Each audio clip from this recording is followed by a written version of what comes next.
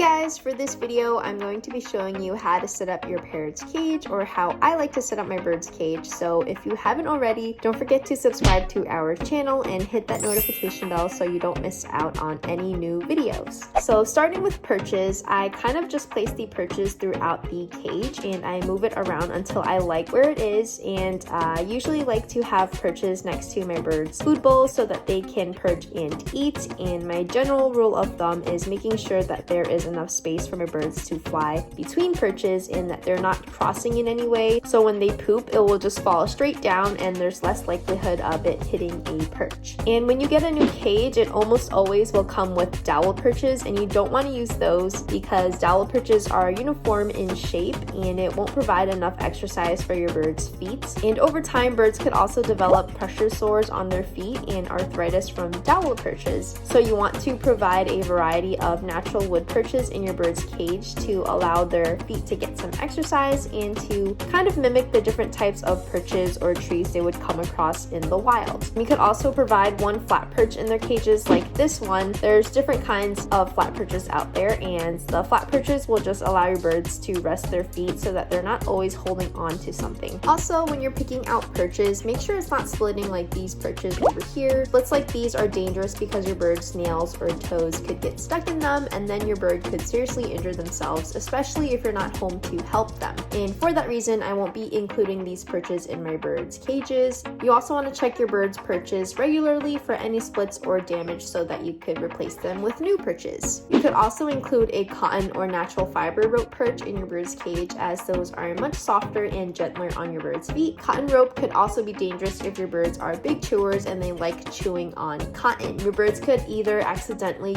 get caught in a loose thread and can't chew themselves out, or they could suffer from crop impaction if they are ingesting the cotton rope fibers over time. I did have cotton rope perches in my birds' cages and my birds never really chewed on them, but I recently removed them because I find it harder to clean and a lot of dust just gets stuck in the fibers, so I just took those out. Moving on to toys, I like placing the toys near the perches so my birds can reach and play with the toys. I also place it on the sides of the cages as well, and birds naturally like to perch in higher spaces, so I placed some newer toys and some of their favorite toys near the bottom of the cage, so hopefully my birds will be curious enough to go explore and play with them at the bottom of the cage. Your birds are going to need different types of toys to play with for mental stimulation, especially if they're going to be in their cages for an extended amount of time. I like including lots of toys with mostly natural materials that they can chew through and tear apart, and you want to have extra toys lying around so that you can rotate toys frequently. Birds can get tired and bored of the same toys, so try switching it up often for your birds, like maybe once a week, so that they can have something new every once in a while. I also like to have one foraging toy in my birds' cages so that they can have the chance to forage. You can also stick treats inside of toys as well, or make your own toys, so it can encourage your birds to look for their food and also tear toys apart. Another toy that I like to include in my birds' cages are foot toys so that they can get something else to grab onto and exercise their feet with. Moving on to food bowls, you want to use stainless steel food bowls in your birds' cages because plastic bowls are harder to clean and it can harbor a lot of bacteria. You can include 3 bowls in your bird's cage, one for water, one for pellets, and another one for chop, but I like feeding my birds chop outside of their cages, and if you've watched my other videos, my birds eat their chop with me whenever I'm eating because eating together is a wonderful bonding activity. I also try not to place any toys or perches over the top of their food bowls so that they don't drop any toy pieces or poop